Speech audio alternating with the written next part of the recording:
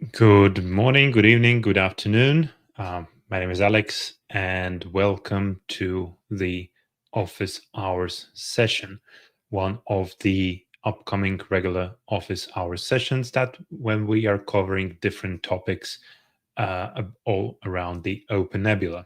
And today we are going to talk about the OpenNebula networking. We are going to introduce the networking and different networking options that we have. Then we are going to proceed to answering your questions. So we have a comment section, and that's basically the chat.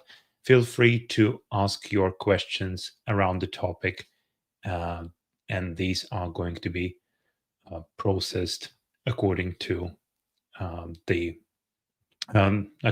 priority. So today I have the colleague of mine, Dmitry, who is going to cover the networking in OpenNebula, as well as the one who is going to answer your questions.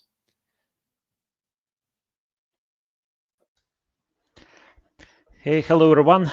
I'm Dmitry Andrushka, working for OpenNebula, mostly on networking aspects and helping our customers to dive into the OpenNebula world.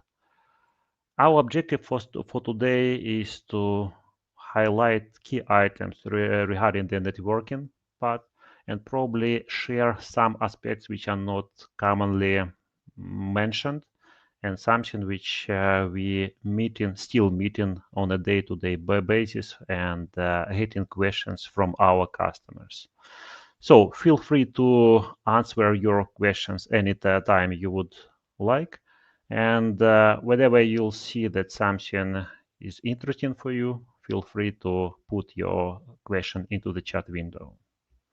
So let's start with the general agenda and what we would like to highlight today. We split our presentation or our session into the three main sections. Section number one is so-called overview of OpenNebula networking. If you are familiar with OpenNebula and with virtual networking in general, we expecting you'll find some items which are maybe not new, but something which might be with which you might be not familiar in general, and some items which are critical for us from the philosophy standpoint. I mean, philosophy of the networking and how we operate in. Then we'll discuss a bit about how it is implemented in OpenNebula. And section number one, it's about debugging and troubleshooting of networking, where we would like to highlight key ideas and key aspects of the troubleshooting which you should keep in mind when something is not working. So let's get started with the basic stuff. Overview of the OpenNebula networking. So before we'll start moving item by item, the most important things which you should understand about networking is OpenNebula, that we call it virtual networking. It means that we implement in all networking aspects and cross communication between virtual machines using existing tools or existing solutions. And in general, virtual networks is just primitives. So there is no, let's say, hard constructions like virtual network in OpenNebula. It's just primitives or abstractions which we are using inside of OpenNebula to enable VM to VM communication. Beside this, definitely we have a set of approaches which enable VM communication to external world. But in general, virtual network is just a way to enable cross communication and connectivity to your virtual machine. It can be isolated, it can be attached to external networks, but in general, it doesn't matter. It is item number one. The second item, which is quite important, from the OpenNebula perspective, we are not networking vendor. Our goal or our solution or our product, it is cloud management platform, which allows you to host different virtualized workloads. And networking is one of the enabler of this virtual virtualized infrastructure. And to enable it, we rely on various open source components. So we are not introducing something new, but relying on existing tools and solutions. Some of them are pretty known to you. For example, we rely on pretty common kernel modules like VLAN module, like IP route tools and stuff like that. Others might be more complex, like OpenVSwitch and FRR package, which is used to implement BGP EVPN solutions for complex cross-fabric communication. But still, these are open source components which we are reusing.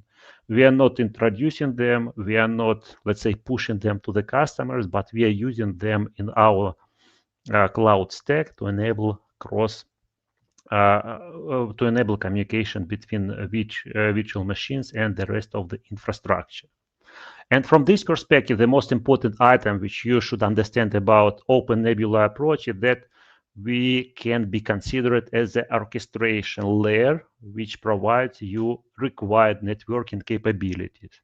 So if you think about networking in general, so what you need what you need typically to have, you need to have connectivity to a virtual machine. You need, for example, filtering of certain traffic for your infrastructure, and you need to enable, for example, access to your resources. All this can be orchestrated by virtual networking using existing open source tools and solutions. And this is where OpenNebula is playing. And one more item which I would like to encourage you to follow is to check official documentation if you have any doubts about how certain aspects of the OpenNebula networking is implemented, and what, for example, are prerequisites to enable certain things in your OpenNebula cloud. Let's move on. One of other questions which we are typically getting is, what is the OpenNebula relationship to SDNs? By SDN, we would refer to software-defined networking concept here, and the typical question which we are getting from our customers: okay, you can create virtual networks, but what is your SDN? How is OpenNebula relates to SDN, and various variations about this question. So the answer to this question partially was on previous slide. So basically, OpenNebula product or OpenNebula platform considered as the orchestrator on the top of existing networking solution. So once again, we are not introducing any new or proprietary data plane technology. We're just orchestrating and interconnecting different pieces of the existing networking solutions, like one which are offered by Linux kernel, or ones which are offered by third-party packages like OpenVSwitch. So if we refer to SDN concept in general, so I hope you know that SDN is introducing separation of the control and data plane. Basically, on control plane, we are specifying all the configuration and all communication between different components of our stack, while on the data plane we are specifying how our packets will be forwarded across the network.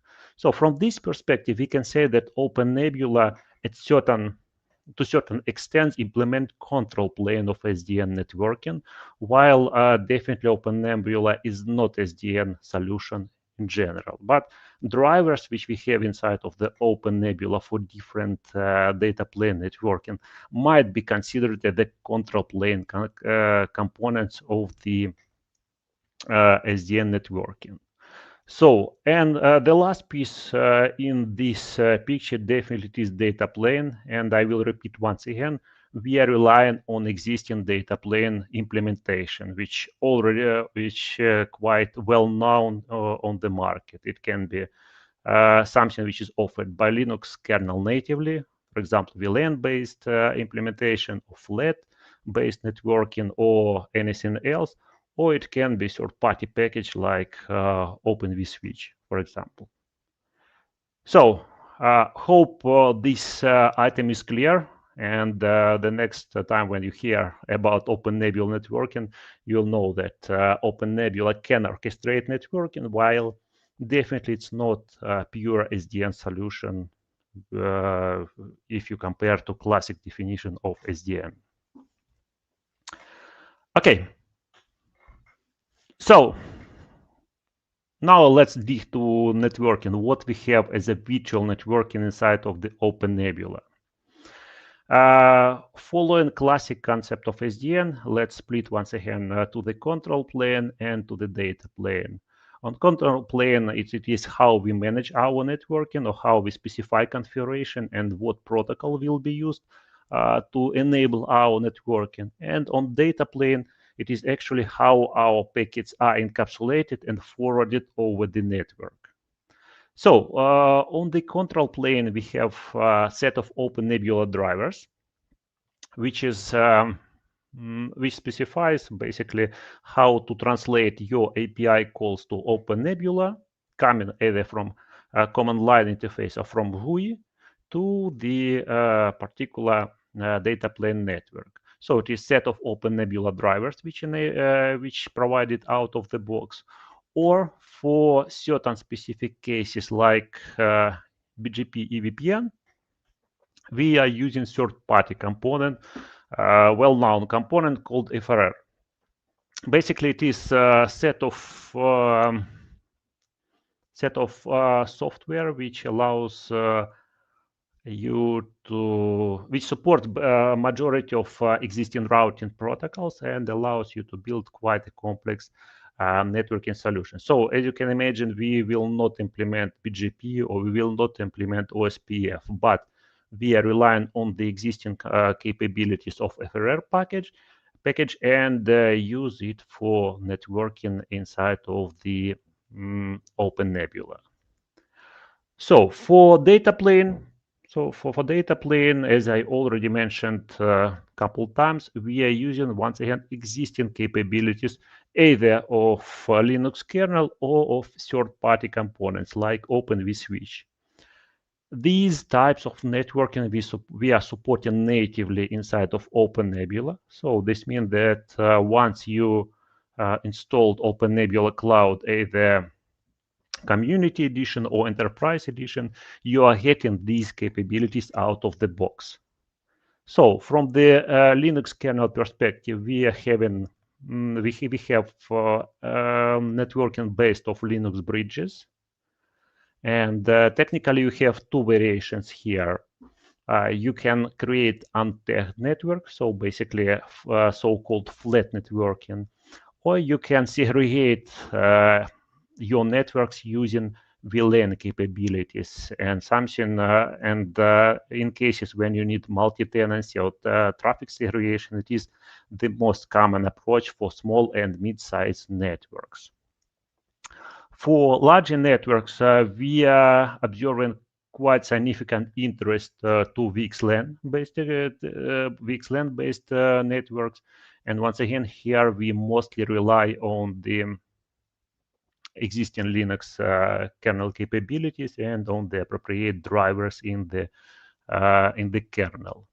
And I would like to highlight once again, we are not, for example, developing VXLAN module. We are relying on something what is already available in the Linux kernel for us. So, yeah. And for certain quite specific test cases, for example, high performance networking, we observing quite significant interest to OpenVSwitch based networking. However, a couple of items should be considered here when you're thinking about OpenVSwitch networking.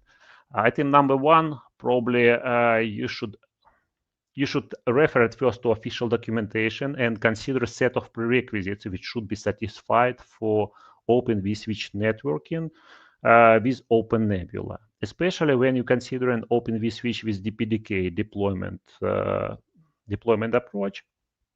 And Item number 2, Open vSwitch based on networking.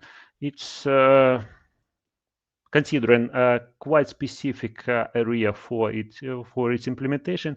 It requires certain additional preparation from your side.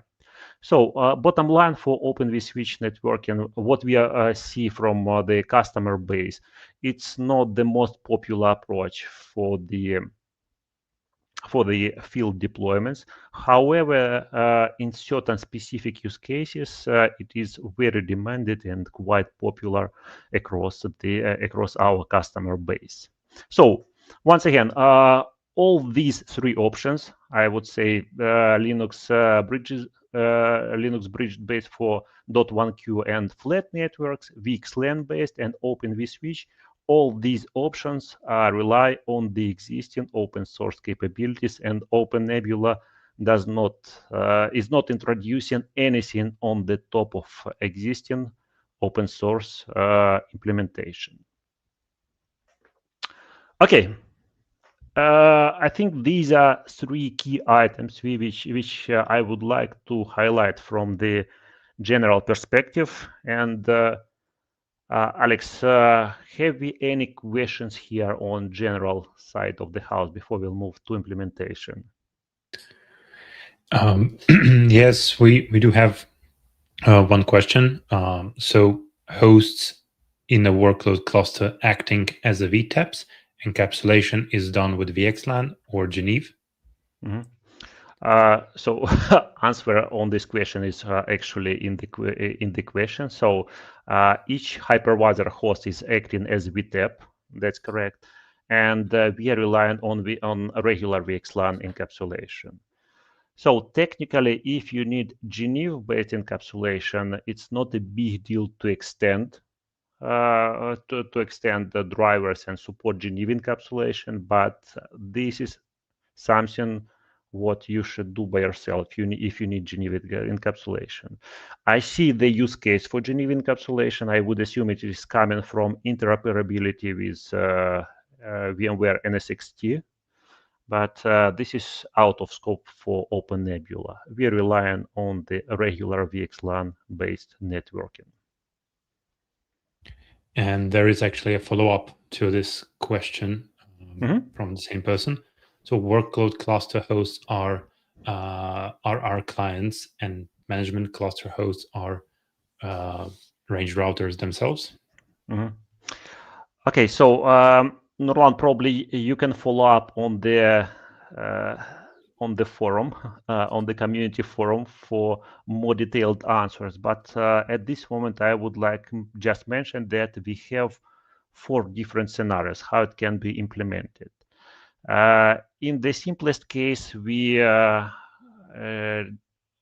each OpenNebula hypervisor host acts as a router reflector client, but for router reflector itself, we are pretty flexible. If we don't have EVPN fabric, then we deploy route reflectors on the front ends virtual machines. If we have EVPN switching fabric, then we are relying on the existing route reflector capabilities deployed somewhere on the inside of the fabric. So basically, we have quite a few different deployments where we integrated either with Juniper or with Arista EVPN fabrics, and as you can imagine, they act as the route reflectors. Sorry, it was a bit long answer, but here it is. As I mentioned, we have, I'm not sure, was it official, I mean, publicly available knowledge-based article, or it is internal one, but we have, in general, we have 4 different scenarios how EVPN topologies can be implemented with OpenNebula and with FRR in general. But yeah, on the good side, on the, what I would like to notice additionally, regardless of the approach, I mean, of those 4 scenarios which I was just mentioning, OpenNebula networking configuration, I mean, VNet provisioning is not changing at all. So from end user experience, it will be just the same, you know, virtual network creation, and yeah, and that's it. All complexity will be hidden by OpenNebula platform. I think that's a very comprehensive answer, to be fair. So, Okay. um, Uh, yeah, we any have other another one. questions? Mhm. Yeah, it's about bridging. So, any security concerns using network of a type bridge? Probably I would like to ask to elaborate a bit more about this one. So, short answer, yes, like any bridge, there might be different concerns. So we can see, I think about various spoofing attacks, various attacks on the STP itself. But I would like to understand better what is under the hood in this question, because technically there are quite a few well-known attacks on the bridges in general. As I mentioned, it can be various ARP spoofing attacks, it can be STP oriented attacks and stuff like that. But they are not related to OpenNebula itself. It's more about general, any kind of bridge specifics, right? And any kind of attack specific to Linux bridges will be or might be applicable here. So, Alex, if you'll see any follow-up on this question, let's bring it up, and probably we can take it in more Sure. details. I think you've still actually kind of elaborated on that as well. So it's not like the concern about OpenNebula in general. It's more of a concern regarding the technology itself. Mm-hmm. Okay, Okay, good. we do have a few more actually. Um, is that possible to attach the storage with different VLAN, which is kind of related to networking, but still already at the storage? I think that the question here is about separation traffic, and technically it's not about OpenNebula networking, rather about designing OpenNebula cloud. But let's take this question still. So according to our design and according to our recommendation, we encourage customers segregate storage traffic from, management plane and from the data plane networks. Then, so the short answer on this question is yes, it is possible to attach storage using different VLAN, and even more, it is recommended practice to segregate different types of traffic. So from this perspective, as you already can imagine, we have management network, which is used to interconnect hypervisor host and front-end virtual machine. We have storage network. It can be VLAN, dedicated VLAN, or even dedicated network interface card, or even better when you have a bond, dedicated bond just for storage network. And then we have set of VLANs which are allocated for external communication for your virtual machines. So basically data plane networks which we may be implemented in using one of the technologies which we are discussing right now. Yeah, apologies once again. Long answer on this short question. No worries, no worries. And once again, about the bridging and VLANing. So there is a question: does the bridge or VLAN have to be already existing, or does OpenNebula creates them on top of the physical network? Mm-hmm. Okay, so two options are possible. So technically, there is a checkbox which you can tick and specify bridge number, bridge name. This is important when you already have bridge pre-created. For example, like in my case, I have actually bridge pre-created, and I will reuse that bridge for virtual network. So long story short, both options are supported.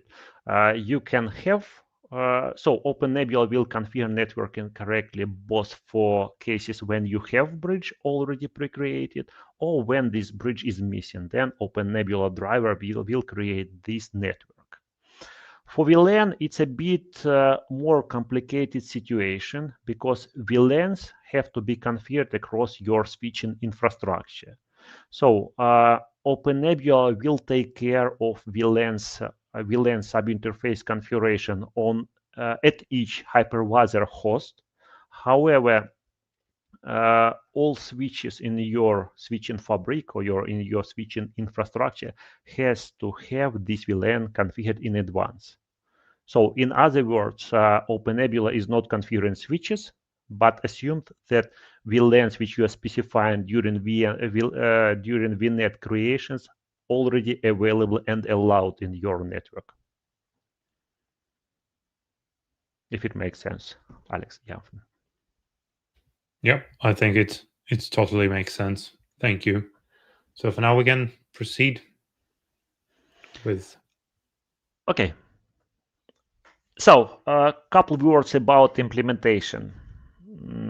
Once again, we will have just a couple slides here, but I would like to highlight certain components, apologies, certain items which might be not super clear when you're working with OpenNebula as administrator and wondering how all the things are actually implemented. Okay, so item number one, it is these are configuration files which relate to OpenNebula networking. You already heard that we have so-called drivers, right? We call them MAD or management drivers. And depending on the technology which we are using, we have different types of MID. But in a simplest case, you just you can just call them drivers. That's all. Then we have several files which relates to networking configuration.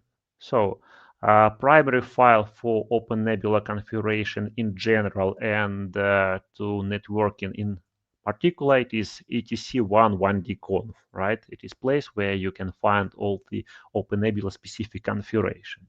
But for networking part, there are two more folders on the front-end machine, which are quite important for you.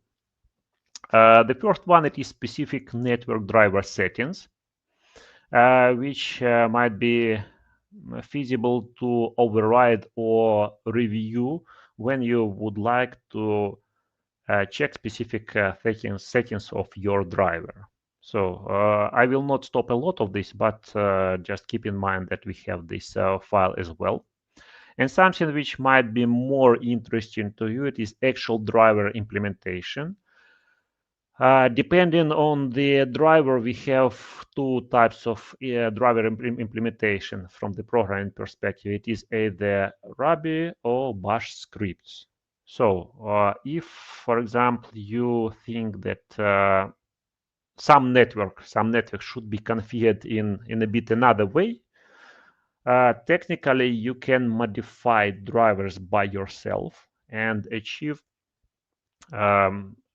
result which you will want. For example, it's not okay. It is possible, but it's typically it's not recommended way. In 99% of cases, you can do you can configure required networking setup in a way we are recommending using options which are provided inside of the configuration file. However, in certain specific cases, especially when you would like to troubleshoot why it's configured in that way, it might be reasonable to check the drivers itself. Okay. The next item, which is quite important to understand from the virtual networking philosophy of the OpenNebula, it is how we create a network and attaching those networks to virtual machines. So probably the most important item here to mention that until it used, I mean virtual network, until it used, it just database record, right? I mean, we store information about virtual network in OpenNebula database, but nothing is happening until a virtual machine appears, right? Two primary ways to configure networking. It is either FireEdge interface, basically our graphical interface for end users, or CLI, which might be used for automation. For quite specific cases, technically you can query API and use one of the available SDKs, but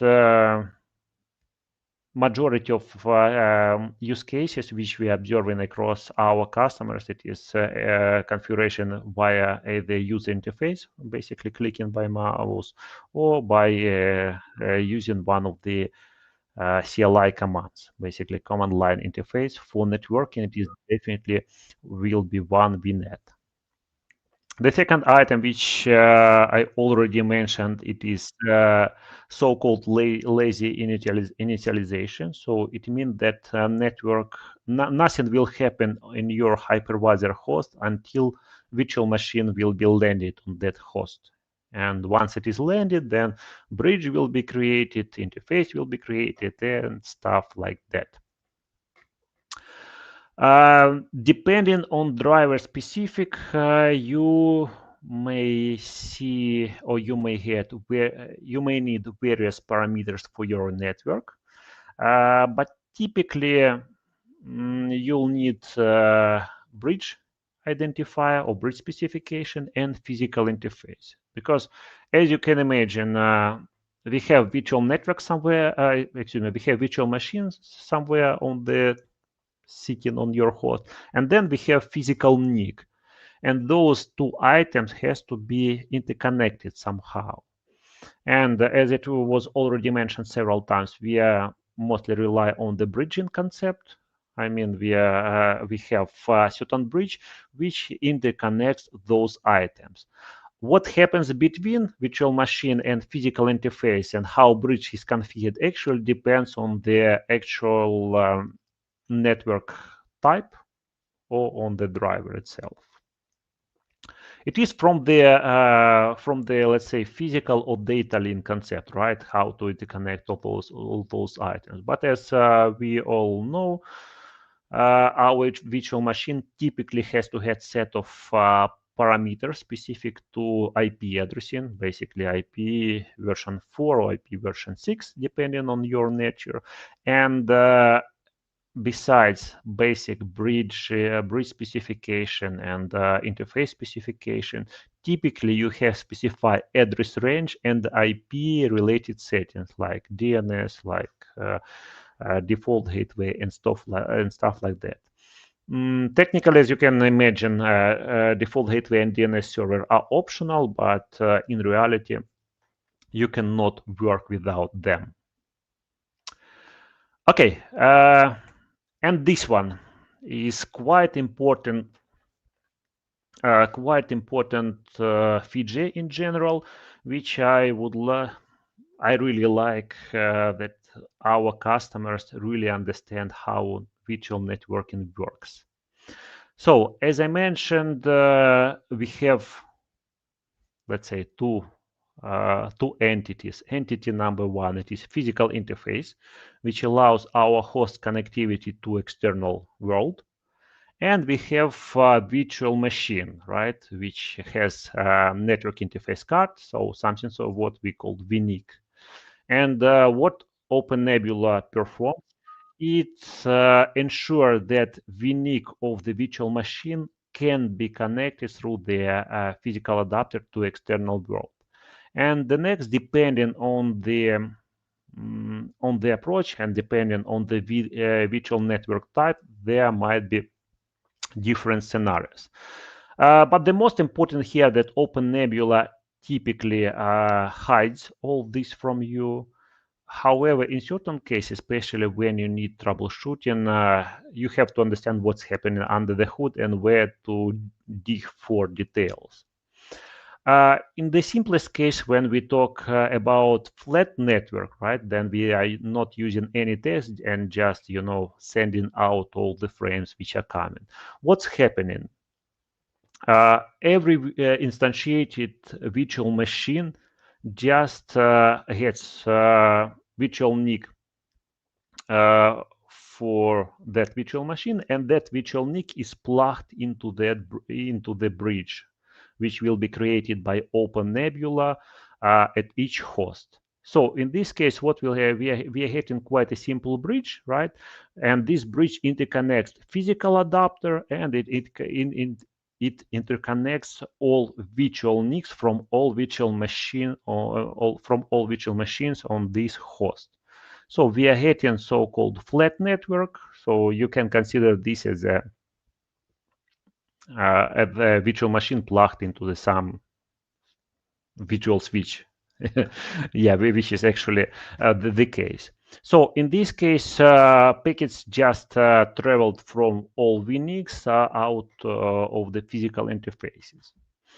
The most important item here is that you can, using specific tools, you can check all the packets on the bridge interface. So, for example, we'll discuss troubleshooting separately, but you can use, for example, tool like TCP dump and capture all the traffic which is coming either from VM or to VM on this bridge interface. Those frames will be untagged, and technically should be no issues to filter out required stream and troubleshoot end-to-end chain.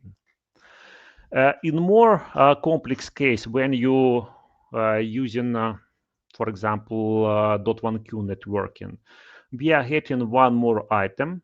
Here it is VLAN sub interface.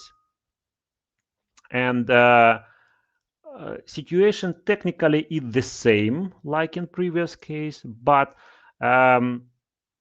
here we are hitting tag traffic, so basically traffic with VLAN tag, and you still can see all your packets traveling from the VNIC interface, from the bridge interface out of the physical port.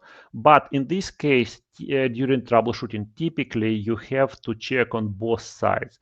On the host side or on the OpenNebula side, you have to ensure that VLAN is configured correctly, and that is ensured by the OpenNebula itself. But on the switch side, you have ensured that appropriate VLAN was configured, and required settings, like for example, VLAN allowed or filtering, was configured correctly for that specific VLAN tag. Probably I'll pause here. Alex, let's take a couple questions before we'll move to the troubleshooting session. Sure. We have a question about the IP address range that you've mentioned. So the IP address range you mentioned in the configuration has to be the same range as the host physical interface. And are they related or not related? Okay, so let me probably step back here and point on one very important item. So technically, we are talking here about virtual networking, right? So it means that our network, in general case, objective of virtual network is to segregate or separate traffic for a particular network from other workloads which you may have in your network. So in general case, you can use any address range which is required for your design in scope of virtual network configuration. So short answer here will be no, they are not related and they are not the same. However, there might be cases when you need or want to use the same address range, and this is permitted. From the OpenNebula side, we are not restricting customers from specifying address range, but you should be very careful when you, for example, when you specify an address range in the same IP subnetwork as your host is already using, because OpenNebula in general case will not check for IP address duplicates, right? If in case they were allocated outside of OpenNebula IPM module. So IP addresses which are offered by the OpenNebula IPM module will be will be unique. But if you, for example, using part of your network on the infrastructure side and part of the IP network is allocated through OpenNebula IP range, OpenNebula will not check for duplicates somewhere on your infrastructure. So from this perspective, it's a bit different from the behavior you might expect from DHCP server if it is area from where question is coming. But yeah, let me probably pause here. Cesar, if you would like to follow up on this question, please specify what exactly you're looking for, and we will return back to this question. Oh, so Cesar asked, told that it's very clear, and thank you. So Okay, there's another perfect. question actually. Can we use an external DHCP server to? Yes, absolutely. Absolutely, you can use it for sure. Several considerations should be applied here, especially you should avoid you should try to avoid using the same address ranges or the same subnetworks or the same subsets of subnetwork when you're using, especially when you're considering both OpenNebula IPAM and DHCP.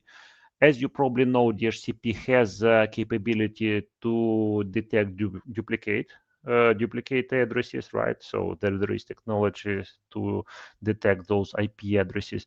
But typically, all such cases when you have, IP address allocation from different places, they are not the signs of not ideal design, I would say.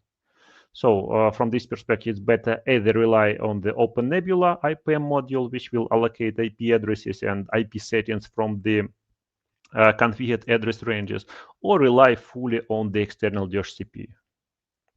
Up to you what to prefer. This is my answer. Thank you. I think it's quite a clear answer, and probably sometimes even a bit more than the person expected. There's another comes from Tiago. Can you create a virtual layer 2 overlay between hosts using VXLAN without touching physical switches in OpenNebula? I think quite tricky one. Yep, it is possible. So basically, short answer, yes, absolutely, it is possible. Just to give you an idea, let's remove OpenNebula from this picture, right? Let's take just two hosts. And the question, is it possible to create VXLAN overlay between two hosts without touching physical switches? If it is possible, right? I mean, if these switches is configured correctly, if they can forward traffic from VTAP to another, then the same will be possible to do with OpenNebula orchestration, I mean network orchestration on the top. If something is not working here, then OpenNebula will not help here, unfortunately. So basically, OpenNebula would assume, in general case, right? In general OpenNebula approach, we are assuming that network is pre-configured. I mean that all security policies are configured, where VLANs required VLANs are allowed. All connectivity between endpoints and hosts is provisioned. So in general case, we are not touching switching infrastructure at all. And if all those conditions were satisfied, then definitely OpenNebula can create VXLAN between two OpenNebula hosts. And then it depends on what is for example, propagation mechanism will be for VXLAN. Is it multicast based, or it is EVPN? In case if multicast, it assumes that Fabric has to forward required multicast address and discover multicast discovery correctly. But this is a bit separate conversation from this one. Sure. Thank you. Yeah. Well, I think we can move on to the next section. Thank you. Okay. Yeah. And the last section, which I would like to probably to conclude today's session, is about troubleshooting. So looking at the questions on the forum, looking at the questions which are coming from our customers, quite typically, customers do not understand what to do if something is not working. I would say in this way.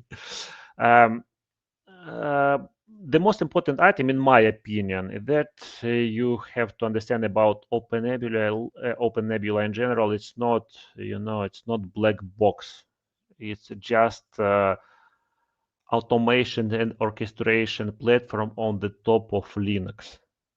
And this means that you should have set of Linux skills and knowledge to troubleshoot OpenNebula networking in general. Definitely, there are questions when you have to troubleshoot both OpenNebula host and switching infrastructure for sure. Then probably other team members have to be engaged. But in general case, OpenNebula networking troubleshooting, it is the same like any other Linux networking troubleshooting scenario. No, so for example, if we'll compare, for example, Kubernetes networking troubleshooting to OpenNebula networking troubleshooting, it is two complete worlds. I would say. I mean, Kubernetes or even Docker networking is far more complex comparing to OpenNebula networking troubleshooting. So my point here, or my message here, just remove OpenNebula from this picture and think about how it is implemented on the Linux level, right? Because OpenNebula in the end is just orchestrator of existing Linux kernel capabilities, networking capabilities, I mean. But still, what we have to check, right? Something is not working. There are several places which you may check for potential issues, and depending on approach, so you can move bottom up, basically start from the switches and move up the stack to virtual machine, or you can move up down from the virtual machine down to the switching infrastructure.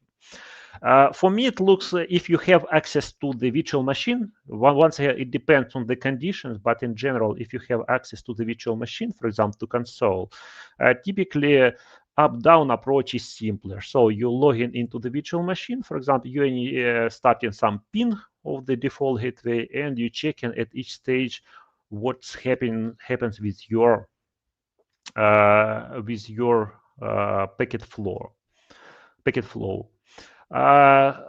From this perspective, I think item number one would be to check virtual network definition. So from the virtual network definition in your GUI or in your CLI output, you'll get details about how your network was configured, right? So basically, you'll get information about physical interface, you'll get information about bridge, and you'll get information about IP parameters which were assigned.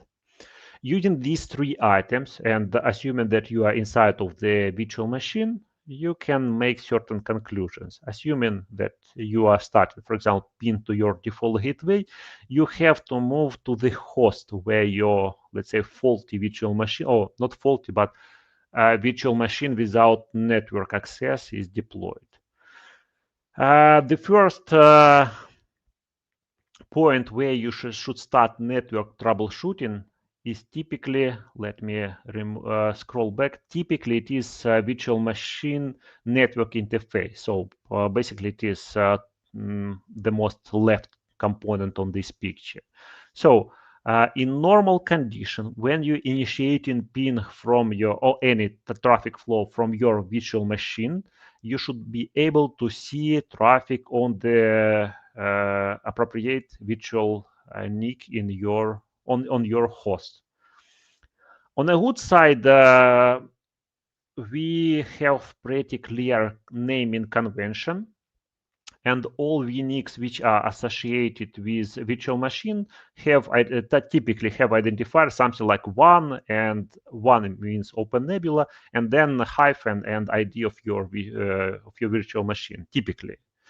So using, for example, machine ID and this VNIC, you can identify where is your virtual machine virtual NIC, and you can start, for example, traffic capturing on those interface. In normal condition, once again, let me return back. In normal condition, you should see traffic coming out of the virtual machine.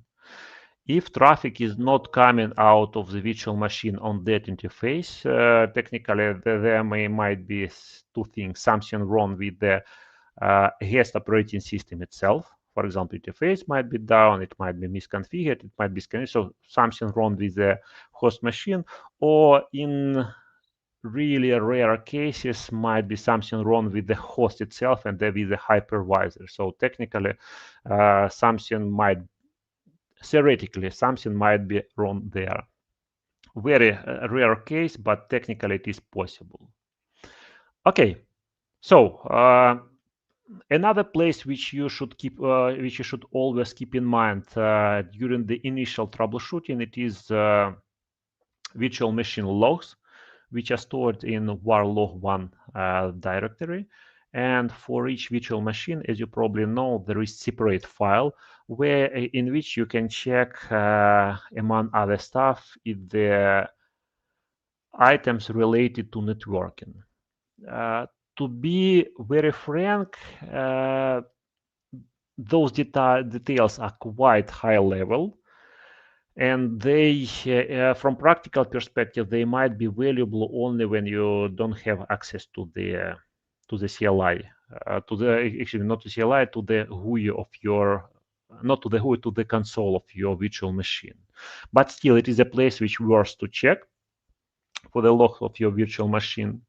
And if that does not help, I mean, if you didn't find anything meaningful in those logs, and you see that packets are coming out from the virtual machine, the next step is the regular Linux stack troubleshooting, I mean networking troubleshooting.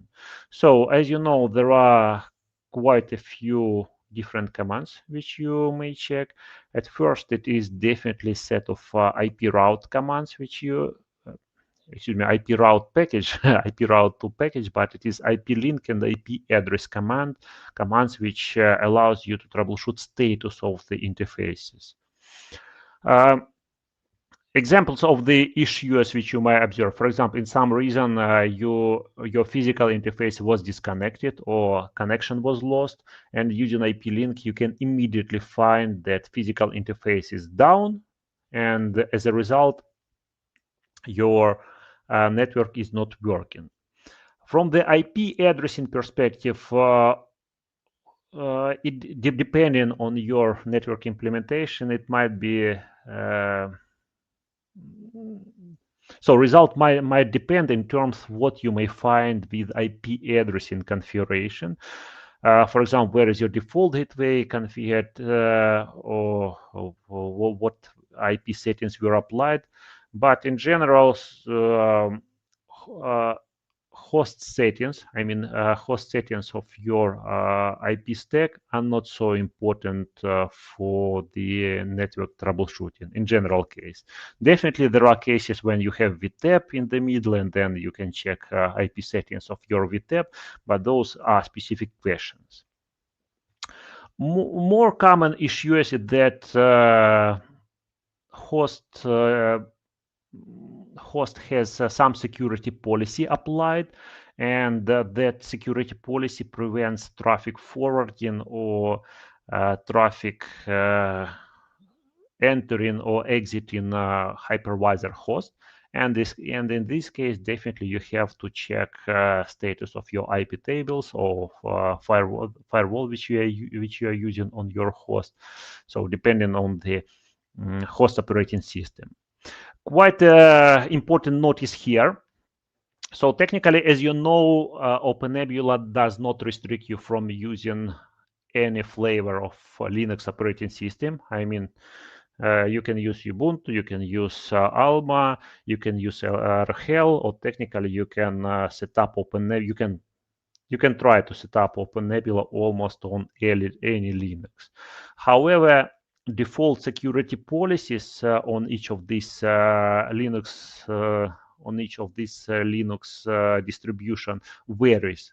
So, for example, it is well known that in RHEL-based system, SE Linux is enabled, and there should be done certain manipulation to enable certain aspects and stuff like that. So the point here, OpenNebula,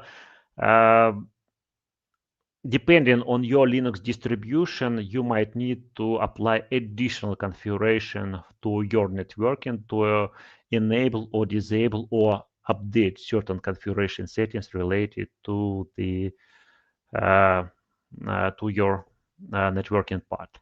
And the most important item here is definitely TCP dump.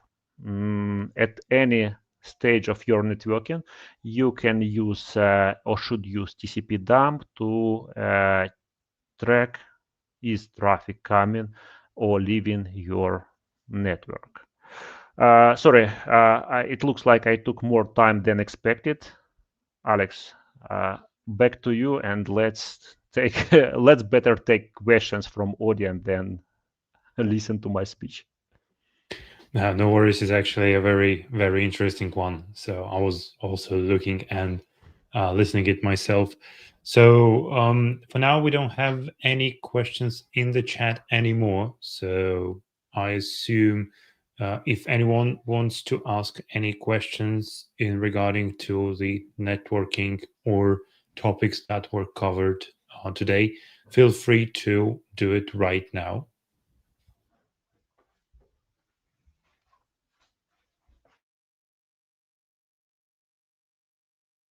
We also had a few questions, Dmitry, that were sent to us as the part of the registration. Maybe we can also answer these ones. Yeah, absolutely. Can you please bring them up, if it's possible?